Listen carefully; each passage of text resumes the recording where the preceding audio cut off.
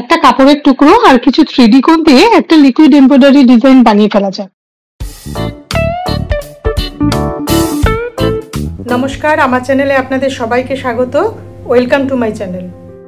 আমার কাছে মারুন কালারের কাপড়ের টুকরোটা ছিল, তো আমি এটাই নিয়ে নিয়েছি। আর এখানে আমি একটা প্রিন্ট আউট নিয়েছি আর একটা ইয়েলো কার্বন পেপার নিয়ে নিয়েছি, আর তার সাথে নিয়ে নিয়েছি কিছু 3D কোণ বা 3D আউটলাইনার।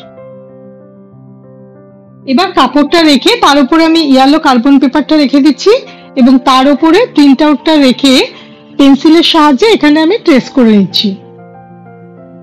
এখানে চাইলে কিন্তু আপনি কাপড়ের উপরে প্রথমে পেন্সিল দিয়ে এঁকেও নিতে পারেন, তবে যারা আঁকতে পারেন না সেক্ষেত্রেও কোনো অসুবিধা নেই, তারা এইভাবে ট্রেসিং করে নিয়ে তারপর কাজটা করতে পারবেন। এখানে আমি একটা ট্র্যাডিশনাল গন্ড পেন্টিং এর পিকচার নিয়েছি, আপনারা চাইলে কিন্তু আপনাদের পছন্দ মতো যে কোনো ধরনের পিকচারই নিতে পারেন। ট্রেসিংটা কিন্তু সম্পূর্ণ হয়ে গেছে।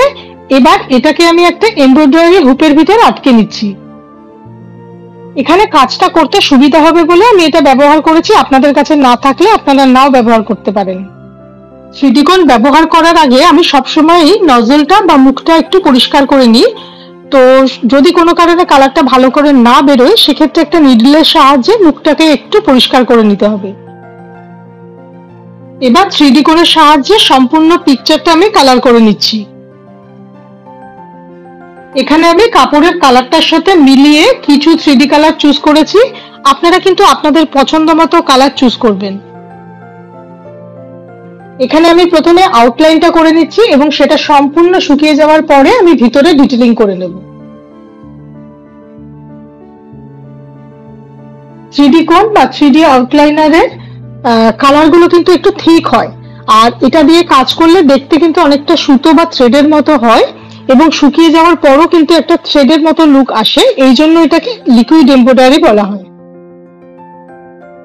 এখানে আমি একটা কাপড়ের উপর কাজটা করে দেখাচ্ছি, আপনারা কিন্তু চাইলে কুর্তি, শাড়ি, টেবিল কভার যে কোনো কিছুর উপর করতে পারেন। আউটলাইনটা সম্পূর্ণ শুকিয়ে যাওয়ার পরে এখানে আমি আমার নিজের পছন্দ মতো কিছু ডিটেলিং করে নিচ্ছি। গন্ড পেন্টিং এর ভিতরে কিন্তু এই ধরনের ডিজাইন গুলো থাকে, তো আমি সেটা মাথায় রেখে এখানে কিছু ডিজাইন করছি। আর দুটো টেকনিক সম্পূর্ণ আলাদা, ওটা একটা ভীষণ কঠিন ট্র্যাডিশনাল কাজ, আমি জাস্ট ওটার মতো দেখতে একটা ডিজাইন তৈরি করছি। আপনারা যদি এই ধরনের ভিডিও দেখতে পছন্দ করেন তাহলে আমার চ্যানেলটিকে কিন্তু অবশ্যই সাবস্ক্রাইব করে রাখবেন, আর ভিডিও দেখে ভালো লাগলে লাইক, কমেন্ট, শেয়ার করবেন। ভিডিও নোটিফিকেশনের জন্য বেল আইকনটা প্রেস করতে কিন্তু ভুলবেন না। আমার কাছে কিছু 3D গ্লিটার কোণও ছিল, তো আমি সেগুলো এখানে একটু ব্যবহার করেছি। আপনারা কিন্তু চাইলেই এই ধরনের 3D কোণ বা 3D গ্লিটার কোণ দিয়ে বিভিন্ন ধরনের ডিজাইন বানাতে পারেন। ডিজাইনটা কিন্তু মোটামুটি কমপ্লিট হয়ে গেছে। আপনারা আমাকে জানাবেন আপনাদের আইডিয়াটা বা কাজটা কেমন লাগলো। আবার নতুন একটা ভিডিওতে আপনাদের সাথে দেখা হবে। নমস্কার, ভালো থাকবেন।